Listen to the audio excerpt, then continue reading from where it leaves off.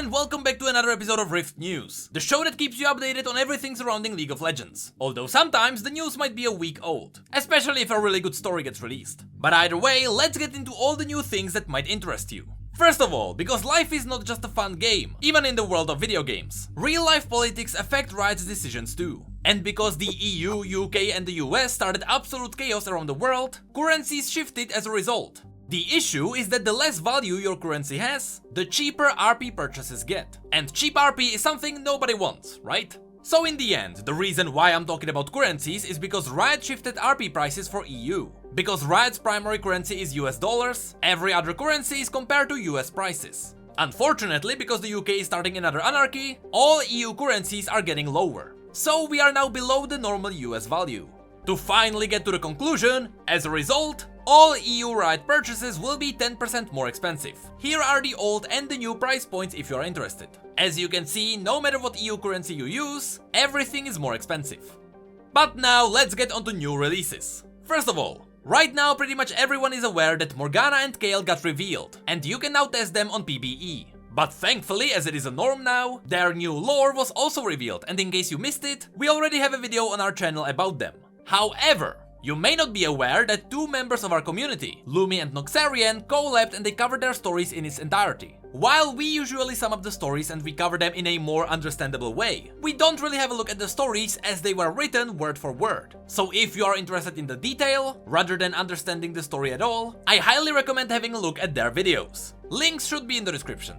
But anyway, the new Kayle and Morgana are pretty much what we expected. Morgana had a purely visual and audio rework, while Kayle was remade in the image of her old version. I don't think we should go into her abilities now. I am pretty sure everyone already checked out what changed. And in case you didn't, well, not much actually changed. The interesting part are their skins. As we learned from Akali's and Evelyn's rework, when a champion gets updated, Riot reworks all the skins that used to be just recolors. And when it comes to Kayle and Morgana, there is a lot more than you would expect. So let's have a look at the skins that were reworked from the ground up. Starting with Kayle. Silver Kayle used to be a skin that was extremely rare. Remember, you could only get this skin by getting the collector's edition of League. But it was a skin that wasn't really that interesting. It was just a silver recolor after all. Then again, back in the day, 90% of all skins were just recolors. So it's nice to see that the new version is very unique. It has a lot of detail in game, but it still doesn't really stand out to me that well. One thing that I should mention is that Riot is already tweaking all the new skins. So for example here,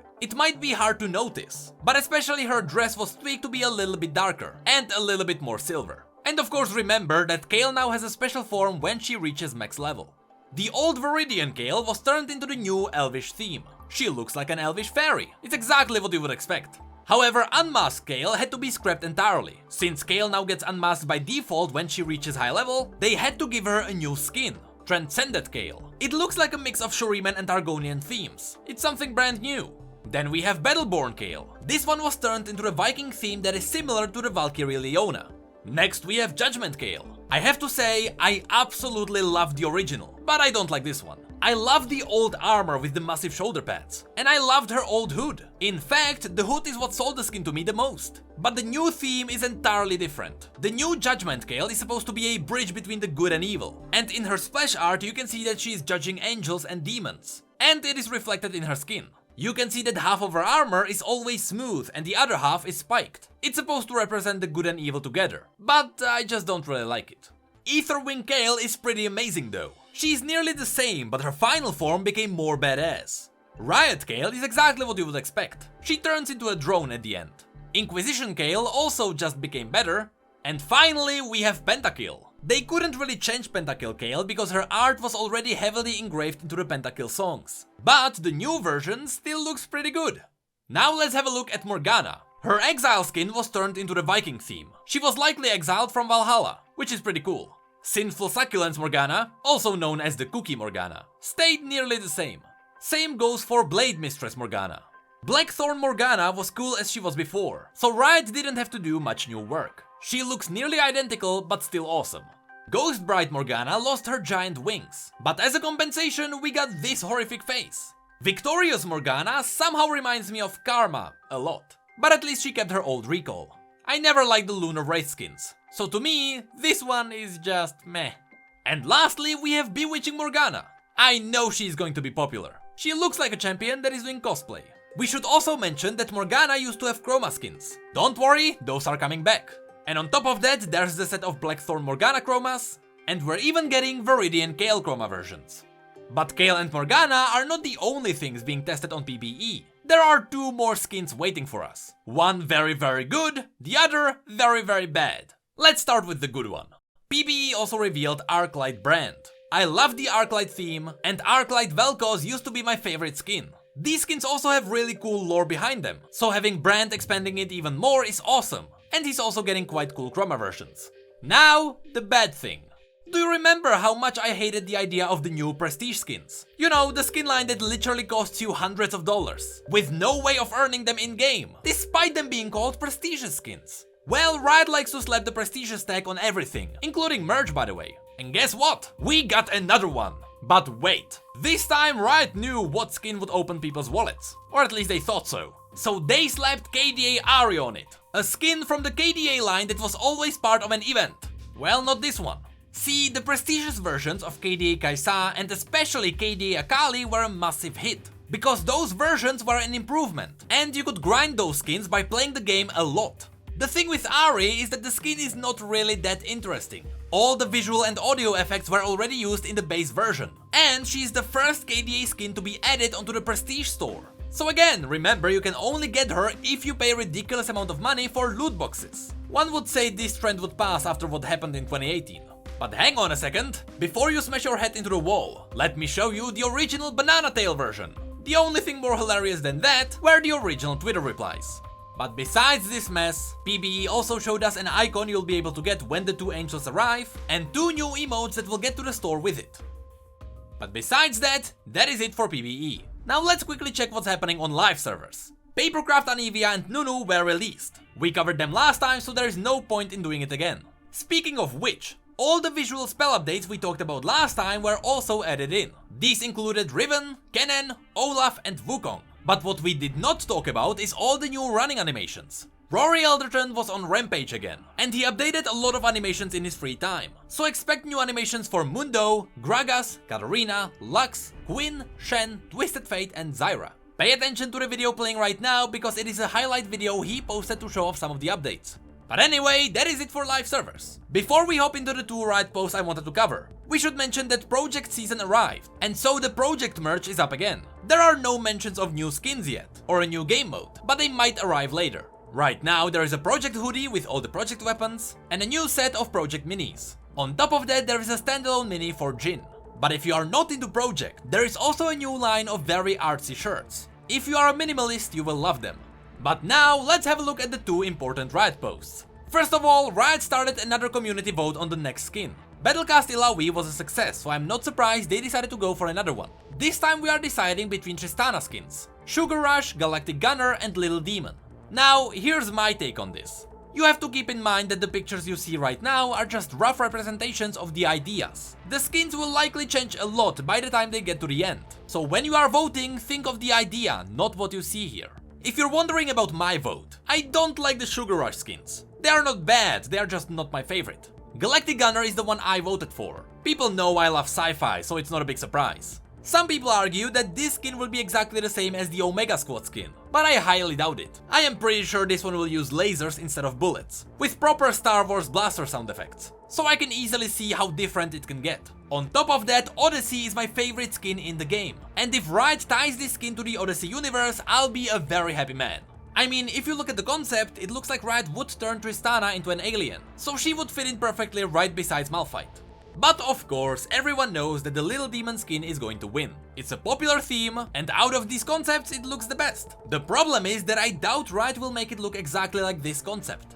Tristana is a Yordle, and so, just like Teemo, they will ridicule the theme. So if it was confirmed that Riot would embrace this Darkin style demon theme, I would be on board. But because I think that Riot will turn it into a more jokey skin, I prefer the Galactic Gunner. But now let's have a look at Ask Riot that has one very important question for us. I mean, all 3 questions are very interesting this time, but the last one is special. So let's get on it. Are you ever going to bring back old game modes, like Dark Star Singularity, or definitely not Crystal Scar, or Ascension? This one was answered by Riot Mord. The short answer is that these game modes were only engaging the first time, The first time they appeared, people tried them and they had fun. But when they released them the second time, nobody really played them. Everyone already had their fun last time.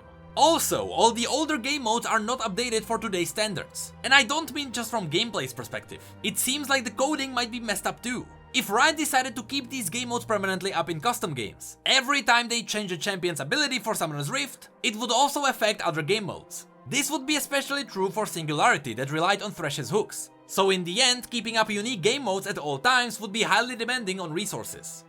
What kind of metal alloys exist in Runeterra? Is Garen's sword made with Petricite? What about Darius's axe? This one is answered by Skethloke. Those of you who read the lore as it releases know the answer to this. Runeterra has the normal metals like gold, silver, iron, lead or copper. But some champions like Darius or Mordekaiser reveal some special kinds of metals. No pun intended. Demacia doesn't use raw Petricite for everything. Petricite acts as a stone, so having stone blades wouldn't be good. Instead, Demacians mix Petricite with steel. Now, we know that magic has powerful traits, but it also makes solid objects weaker. Prime example of this is the collapsing bridge over the Holding Abyss. But Demacians are also familiar with this. By mixing Petricite with steel, they make the steel weaker, but they give it the ability to absorb magic. This material is called the Demacian steel. Noxus, on the other hand, uses materials for their raw traits. If they use rocks, they make sure they are indestructible. And if they use steel, they make sure it can cut through everything. Darius is the commander of the Trifarian Legion. He is also one of the 3 leaders of Noxus. He represents the strength of Noxus. And so, to craft their weapons and armor, they are using the strongest metals available. In their case, it would be the iron ore dug from the Delverhold, deep within the Iron Spike Mountains. He even has a story all about this material. And now to the final question. In the video Awaken, Camille's eyes change colors from yellow to blue. What is the meaning of this? Also, is the video canon? This one is answered by 3 people: Raes, Kneecap Philly, and Skethloke. First of all, Camille changes colors based on the threat. That's not really that important. It's the other half. From their answer, we learned that yes, the video can be partially considered canon. All the scenes were fished out from storylines that are being developed. So while I'm sure that none of them happened yet, what the video showed us are story arcs that are likely about to happen. So of course, let's quickly cover what this means to us. Jin's story will continue. At the end of his killing spree, he jumped into a boat and he sailed away from Shen and Zed, who are trying to hunt him down. We don't know where he sailed to, so it is possible that he will appear in Piltover, where he would have to deal with Camille. The second storyline is that of Riven. At the end of Confessions of a Broken Blade, Riven and Yasuo ended up on good terms, and their mystery was solved. However, since Noxus is not done with Ionia yet, it seems like Noxians will capture Riven and bring her back to Noxus, where, as a traitor, she will fight in the Fleshing Arena. On the other side, Yasuo, who now knows the truth about the assassin, will likely try to redeem himself on the front lines. That's why he appears on the battlefield. And finally, it seems like those who had enough of balance will stand up and fight for Ionia again. Although the Noxian forces were broken during the invasion, either Swain or someone else manipulated by LeBlanc will renew the Noxian frontlines in Ionia. And since Sion might be brought to the battlefield, it definitely has to be connected to the Black Rose, which is the organization that originally resurrected Sion. And since blood magic seems to be involved, maybe Vladimir will make a comeback too. But that's it for Ask Riot, and that's it for this episode of Rift News. Now excuse me, all random earth is gone, and I have loading screens to sit on. Hey, did you know that we have social media and Twitch where we talk about other League facts and stories? And did you know that we have need mugs and shirts too? The links to all of that will be below. And as always, thank you, come again.